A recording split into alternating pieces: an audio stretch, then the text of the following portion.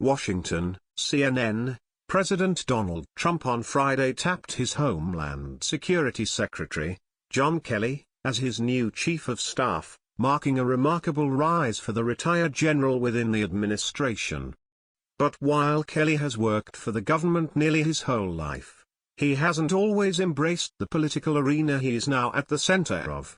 Kelly had only been retired from the military 8 months when Trump tapped him after last November's election to run his Department of Homeland Security, a position that put Kelly in charge of the administration's policies on issues including immigration, cybersecurity, countering domestic terrorism and aviation security. A Marine, Kelly served in the military for nearly 5 decades and served in positions including Chief of Southern Command, Senior Assistant to the Secretary of Defense and Legislative Liaison to Congress, and he served tours in Iraq and Afghanistan.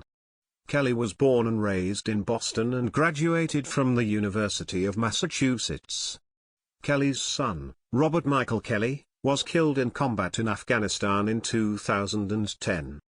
In a June interview with CNN, Kelly said that call from Trump's transition team about joining the administration came out of the blue, and he turned to his wife to get her thoughts. True to form, my wife Karen said, "Well, if the Kelly family is nothing else, we're a family of service to the nation. And if they think they need you, then you've got to do it," Kelly recounted. Many Democrats joined Senate Republicans in confirming him to the position on an overwhelming basis, with 88 votes in favor.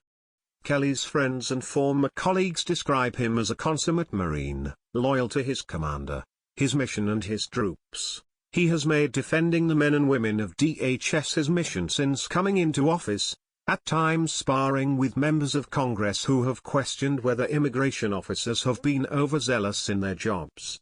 He has made praising the workforce a focus of many of his public speaking engagements, and often answers critical questions about administration policies by proclaiming his obligation to follow the law.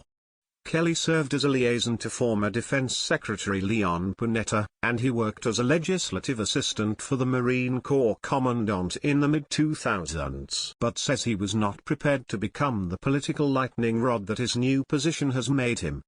"What I never saw on the military side was the level of toxic kind of politics that are associated with what I do now," Kelly acknowledged in the June interview, repeating what he frequently tells members of Congress who criticize his actions: "If you don't like the laws, try to change them."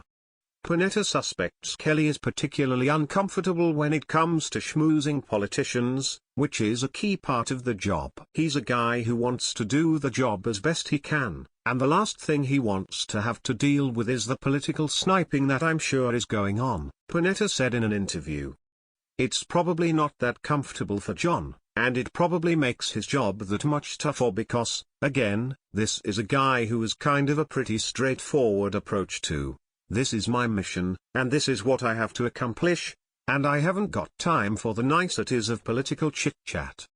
Former Defense Secretary Robert Gates, whom Kelly also served as senior military assistant, noted that the retired general's legislative liaison experience gives him a lot of insight into how the government works, but military officials are simply not exposed to the politics of the place the way civilian officials are. "I think that the political environment is more complicated and more challenging than it is in strictly a command role," Gates said.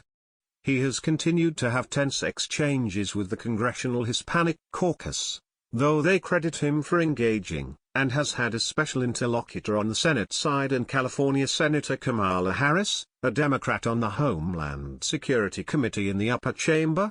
Caucus chairwoman Michelle Lujan Grisham, a Democrat from New Mexico, said while she gives DHS some credit for engaging, Kelly's temperament is a concern, and his admonition to lawmakers to shut up if they won't change the laws that his officers are sworn to enforce at a public event at George Washington University just 2 weeks after the Congressional Hispanic Caucus meeting was a step backward.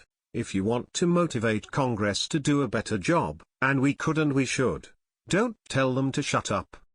That's not a very professional way to do it," Grisham said.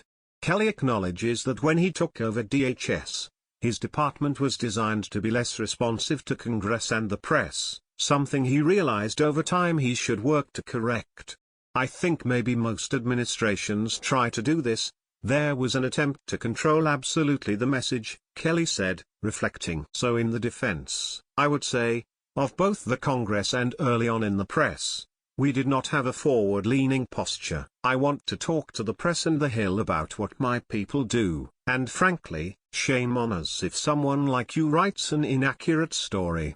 But Kelly's scolding tone for lawmakers returned as he criticized many for often calling his office with scant details on incidents they're supposedly investigating, or claim to have received no answers to letters they haven't yet sent, and then when he explains the truth of the matter, don't apologize. They never go to the press and say, you know what, I was dead wrong. Kelly just gave me an explanation.